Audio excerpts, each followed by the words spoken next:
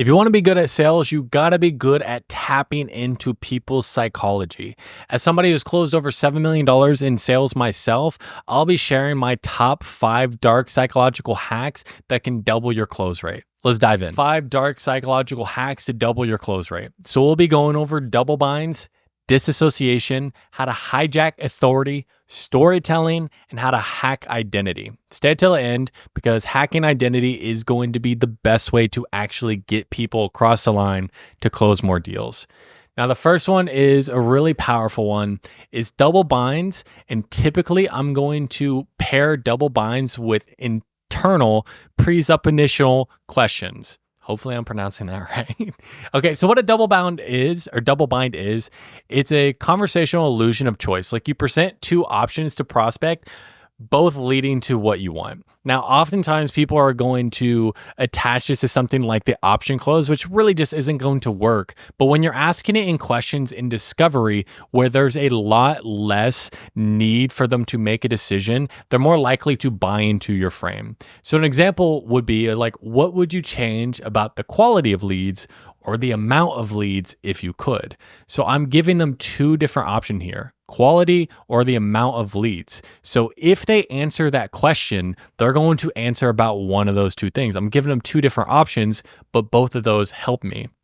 So internal presuppositional questions, what are they? They are questions that are formatted in a way that assumes that there is an answer, and the answer is implied in the question, that the cause is internal, like it's their fault. It's something that they are doing. So example would be, what are you not doing that is causing the marketing not to work? So in that question, it is already inferring that there is something that they are not doing that is causing the marketing not to work. So if somebody answers this question, they buy into the frame that they are the problem. Now, the reason why you want people to buy into the frame that they are the problem, because oftentimes you are selling a solution to the problem that they have, and you can only give them a solution if they feel like they are the problem. If the market is bad, there's nothing you can do to fix it. You can't fix the economy. What you can do is you can fix their marketing. So we need to make it internal. That's why those are so important. So if we have a couple of examples of how we actually put these 2 together. First is, what do you feel like you're saying or not saying? Or maybe even how you're coming across in your tone that's causing you to get all these objections. Okay. So what does this presuppose? That it's something they're saying, not saying, or their tone that's causing the objections that they're getting. And when we're talking about the double bind, this is actually a triple bind. It's either something they're saying, not saying, or their tone that is causing it. Okay. So that's how you put those 2 together. Another example would be, what do you feel like is missing in the way that you're marketing to get these leads, or how you're nurturing them that's causing things to be inconsistent in the business? Like, what do you feel like is missing in the way that you're marketing, 1 bind, or how you're nurturing, 2 binds, that's causing the inconsistency in the business? So you're presupposing that there is something that is missing in their marketing or nurturing that's causing the inconsistencies. Like, it's not the economy, it's something they are doing. So if they answer this question, they are buying into the frame that it is their fault. That's when we can help them. Okay. Another one, if you take a look back, what are you seeing in your job or your lifestyle that makes you feel like it's not enough to reach the next level of freedom? Right? So if you take a look back, what are you seeing? Very visual, but it's your job or lifestyle, double bind, that makes you feel like it's not enough to reach that level of freedom. So you're presupposing that what they have isn't enough to reach that level of freedom. So that's where the presupposition comes into place. And the double bind is, what are you seeing in your job or your lifestyle that makes you feel this way? Okay, cool. Next one is going to be creating disassociation. Now, this one is fun, okay? So disassociation is a mental process that involves disconnecting from one's thoughts, feelings, memory, or sense of identity. So if you get people to actually start to view themselves in third person, like as someone else, this makes a prospect care less about consequences and make uncharacteristic decisions. You want people to not be associated with their fearful emotions. So if you actually create a disassociation, they can actually view their fearful emotions they're a lot better equipped to actually overcome them. Okay. So you do this by showing that there are two or more different people inside of themselves, and you can play them against each other. So you get them to actually start to talk about the voices or the people that are in their head. So it's not them, it's a version of themselves that they can talk about. And I'll go through an example if that makes sense. But the reason why you want to do this is because if they can view themselves from a detached point of view, they have less emotion involved, so they're more likely to take action on something. Okay? So here's an example. So this is a closer and this is a prospect. So this is going to be, let's say, later in the conversation when we're talking more about fear. So it's like closer. I get taking the next step is hard, and I've been there before. Now, the reason why I always do that, just in a lot of my objection handling, is you want to make sure your perception is in the right place. They want to view you as somebody who's there to help them. Besides the point, okay? It almost seems like there are two different voices in your head fighting each other. One telling you to pump the brakes and the other saying to go for it. Like, would you agree? Again, I'm checking for agreement. Yeah, that's what I'm feeling right now. Okay? This is very common. I've never heard somebody say like, oh no, like it's not like that. Like everyone buys into it. Because like you have two different thought processes, like one telling you to go for it and one not. Okay. But we want to label them as two like separate voices, two separate people inside their head. Like I get it, man. We all have it. I call it the boss voice and the bitch voice. I'm labeling it. Like the bitch voice that always like thinks things are going to go wrong and telling you not to do it. Then the boss voice is a voice that believes in you and telling you to go for it. So let me talk to the boss voice for a little bit. What is it saying? So again, I'm making a distinction between the two voices. I give them a label, and then I want to talk to the voice that helps me, okay, or helps them take action. So let me talk to the boss voice. Like, what is it saying? That I should go for it and take the risk. Okay, so now they're disassociating from their actual thoughts. Okay, so it's like they're viewing the different voices in their heads as different things. So they can talk about it and they become less attached to it. Like, why? You want to get them to double down on it because I know I need to make a change. Okay, and I can appreciate that. And no matter what voice we listen to, it's going to get louder. So I have to ask, what voice do you want to make louder? The bitch voice or the boss voice? Okay. Give them a binary, make them choose. And then always follow up with consequence. Like what happens if you make the other voice louder? So this is a great way to, again, make people actually step back and they can analyze their thoughts from third person. So they're not attached to the thoughts, which just makes them more likely to take the risks that they need to take if they want to make the change. Next is going to be, how do you hijack authority? So authority is a person or organization having power or control in a particular sphere. So humans respond obediently to figures whom they see as having authority. So you have to understand the Milgram experiment. So if you don't know what the Milgram experiment is, what it showed was people were willing to kill due to authority, about 65%. And 100% of people were willing to actually apply shocks to individuals above the safety threshold. So how the experiment was laid out is they had two sets of people, one that was going to ask people questions and then one that was going to answer questions. And if you got the questions wrong, you were going to be shocked by the person who was asking the questions. But what people didn't know is the people who were getting shocked were actors. Okay. And the people who are asking questions were the real participants. So they had people in lab coats tell them to continue to shock them. And what the actor would do would continuously get questions wrong and actually eventually pass out and stop responding. And over 65% of people continue to shock them, even though they could have been dead in there if it was a real person. So this just shows that authority is going to be one of the biggest hacks to get people to actually take action on something. They'll do it against their own will because the people asking questions, it wasn't like they're having a good time. A lot of them were very upset, but they did it anyways.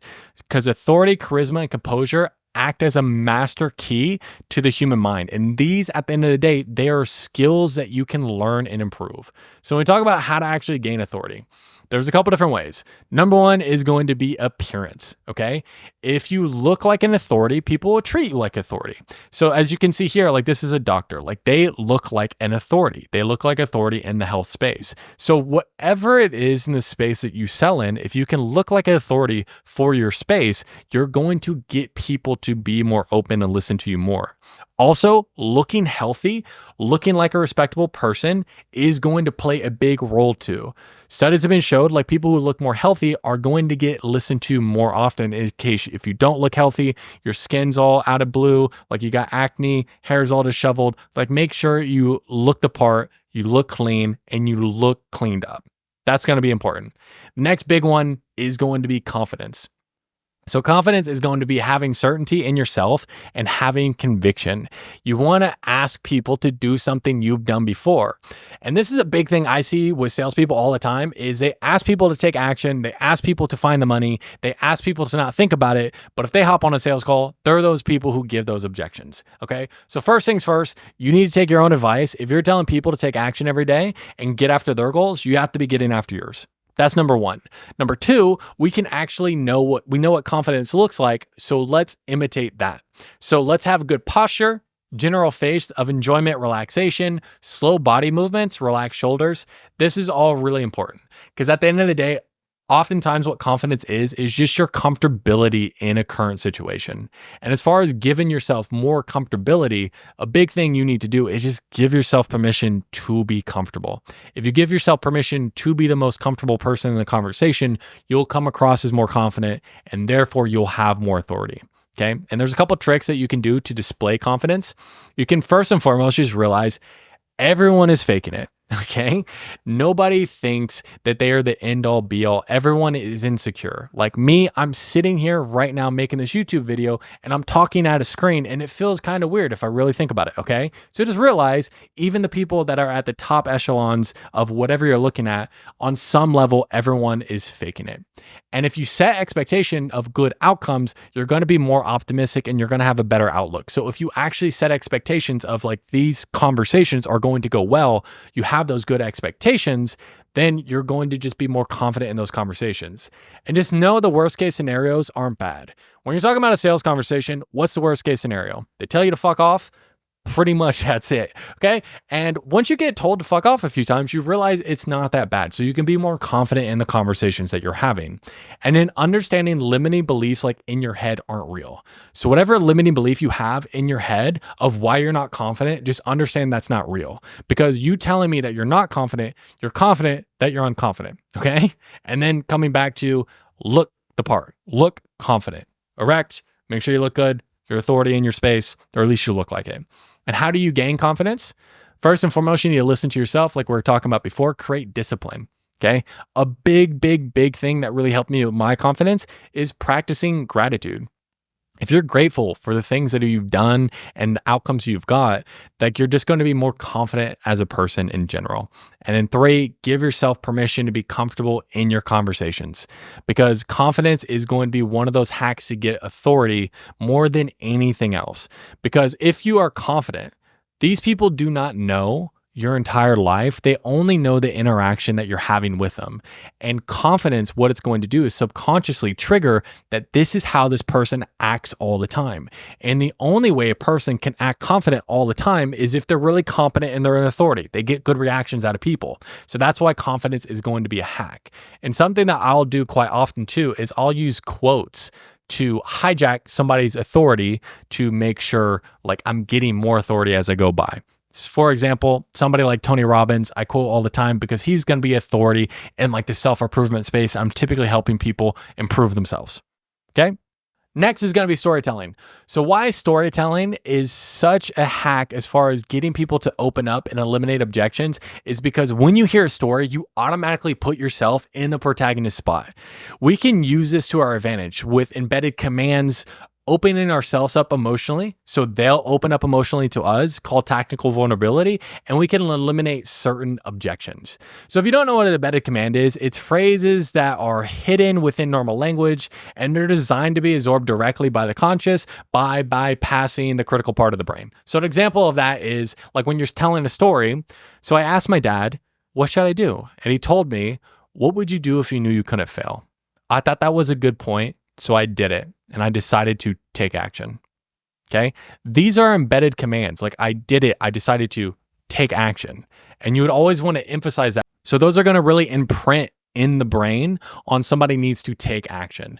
And something you can do with storytelling as well is you can actually start to pre-handle objections. So this one's a good example of what would you do if you knew you couldn't fail? Like somebody taking action is pre-handling a think about it objection. But I've also seen this done for partner objections, money objections, any objection you can think of, you can create a story to pre-handle these objections.